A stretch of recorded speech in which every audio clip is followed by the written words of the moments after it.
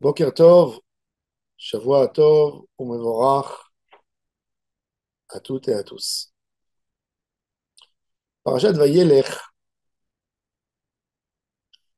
bon, il est écrit que mon cher Rabbeinu quitte l'Ohel Moed et tourne entre les tribus du peuple d'Israël. Mon cher Rabbeinu est parti chez chaque tribu, les embrasser pour se séparer d'eux, les prendre dans les bras, pleurer, parler, donner des mots. Mon cher Rabbeinu doit quitter le monde et il sait que ça doit se passer très bientôt. Vayelech Moshe, Vayelech partir, il quitte le monde. Il y a une chose qui préoccupe mon cher Rabbeinu. Qu'est-ce qui va se passer avec ce peuple si je suis pas là avec eux? Qu'est-ce qui va se passer? Mon cher Abeno est conscient que quand il a tardé d'une journée, d'une demi-journée, même pas d'une journée, quand il devait amener les tables de la loi, ben, il est descendu en bas, il a trouvé un veau d'or. Histoire des explorateurs, des histoires terribles. Mon cher Abeno a très peur d'un échec terrible. 40 ans, c'est le vrai berger qui a surveillé son troupeau, qui l'a épargné de tout malheur. Rien que Moshe savait à quel point il s'est mis pour... Il a lutté pour garder le Ham Israël. Il s'est même fâché avec Hachem quelque part. Rien que pour préserver ses enfants. Beaucoup de fois, le peuple était ingrat par rapport à lui. Dans toutes les histoires de Korach, etc., il était ingrat. Mais Moshe Rabbeinu ne fait pas cas à toutes ces ingratitudes.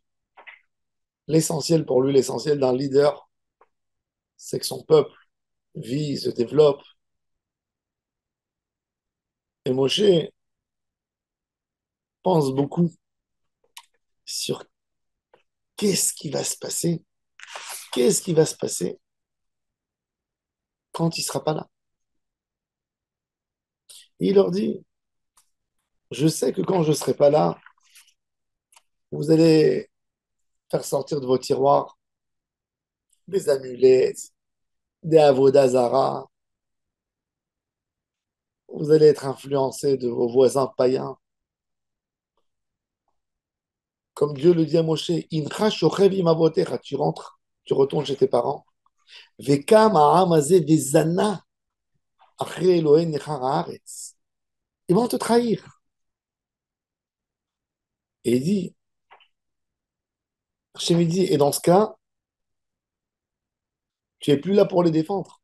Je vais me mettre en colère.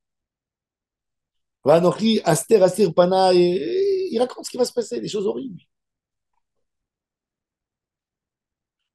Et Hachem dit à Moshe, au lieu de te séparer, de pleurer maintenant, donne-leur une chose, vous savez, un père avant de quitter le monde, il vient, il appelle ses enfants, il leur dit, vous savez, je vais partir.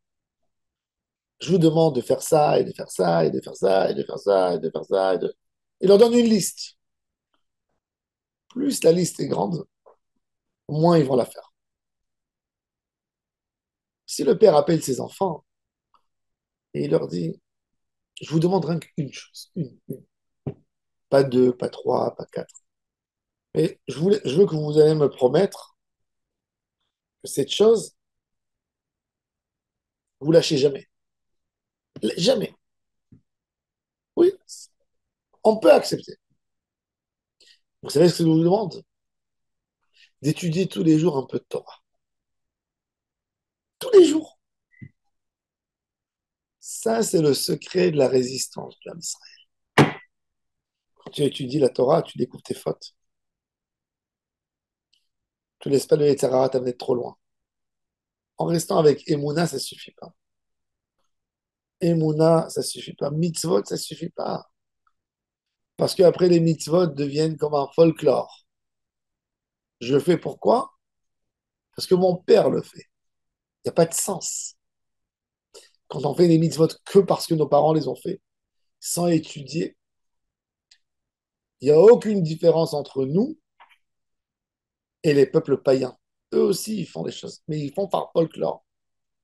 Ils font pas par dévouement, par qu'ils accrochent à Hachem. Rien de tout cela. Rien. La seule chose pour ne pas tomber dans la faute, c'est de rester toujours accroché à l'étude. Il faut savoir que même un homme, un juif, qui sent il est pas bien dans sa peau, il fait des avérotes. Il fait, qu'est-ce qu'il lui dit le Yetzer Hara? Il lui dit, regarde ce que tu fais, t'as pas honte. Tu devrais avoir honte de prendre un livre de Torah dans la main et de l'étudier, parce que tu te comportes comme un hypocrite. Je vois ce qui est écrit dans la Torah. Et qu'est-ce qu'il fait la personne? Il dit, eh ben, j'arrête d'étudier. Oui, c'est vrai, c'est honteux. C'est là où il quittera le judaïsme. Par contre, s'il dit, je sais que je fais pas bien dans ma vie, je sais, j'ai des choses à réparer. Non, je lâche pas mon petit point de morale. Je lâche pas ma conscience. Je lâche pas cette boussole qui me guide. Maintenant, je suis pas bien, mais avec la force d'étudier tous les jours, je vais revenir un jour. Ça fera un jour un effet.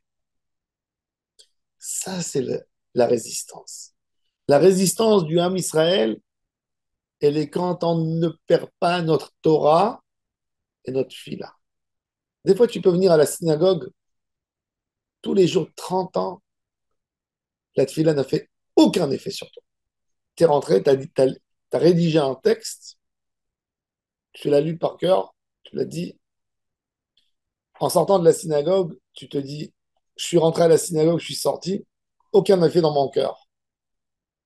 Continue. Un jour, ça viendra. Pareil, une étude de Torah. Même un juif qui ne pratique pas Shabbat, Khalel Shabbat, mange pas kasher, fait des choses vraiment contre les valeurs du judaïsme.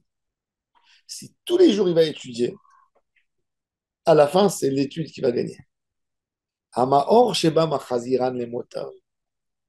Et c'est ça ce qu'il dit Moshe Rabbeinu au nom d'Akadosh Baruch Hu. Ve'ata kidvu lachem et hashira azot ve'lamda et bnei Israël. Sima befiem leman tiyeh li hashira azot le'ed bnei Israël. Et il dit avant, leman yishmeu ulman yilmedu ve'yaru ובניהם אשר לא ידעו ישמעו ולמדו ליראה את השם. Toute la force de la Torah, c'est la transmission et l'étude quotidienne de tous les jours.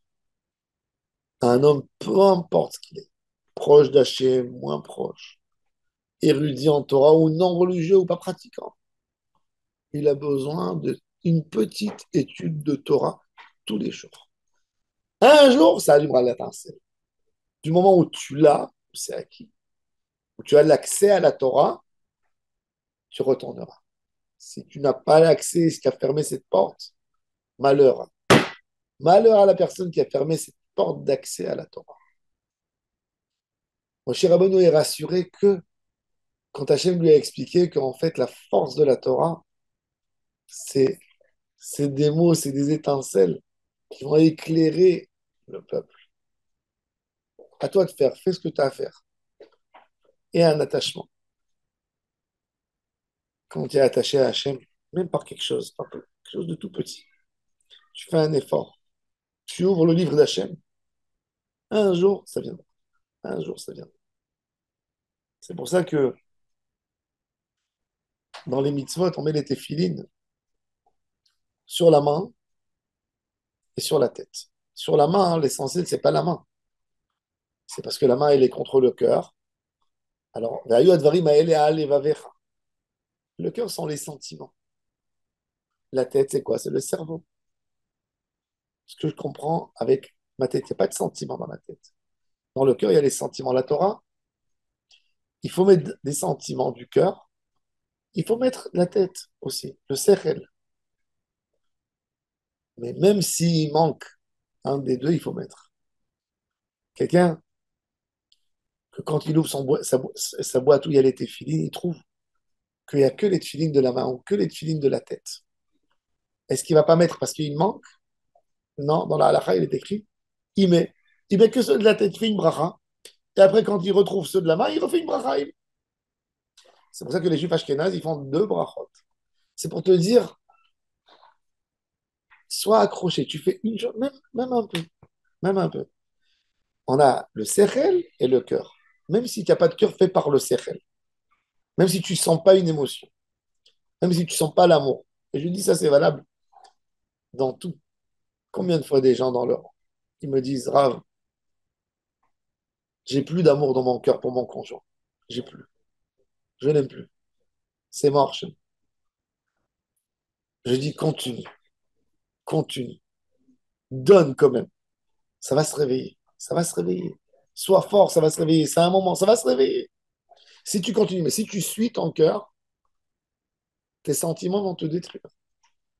C'est pour ça qu'on a le sechel avec le cœur. Et la Torah, c'est du sechel. Mais en même temps, c'est aussi du cœur. Un jour, ça va se réveiller. C'est pour ça qu'il ne faut jamais quitter la Torah. Même si malheureusement on a quitté les mitzvot, ne jamais quitter la Torah.